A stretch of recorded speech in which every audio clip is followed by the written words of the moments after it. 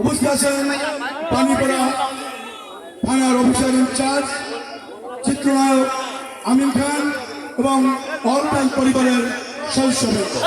কাজেই সবাই শেষ পর্যন্ত থাকবেন এবং খেলা উপভোগ করবেন। কোনো ধরনের কোনো বিচ্ছিন্ন সৃষ্টি করবেন না। দুটি দলই আমাদের সেটা আপনারা মেনে নেবেন। খেলায় শতভাগ নিশ্চিত করে অনেক সময় আম্পায়ারও কল দিতে পারে না। কাজে আমার সবাই ছোট ভাই বিনীত অনুরোধ, বাড়ির পাড়ার সকলের কাছে বিনীত অনুরোধ, যে হারবেন যে জিতবেন সবাই কাঁধে কাঁধ মিলিয়ে এই ম্যাচ ত্যাগ করবেন।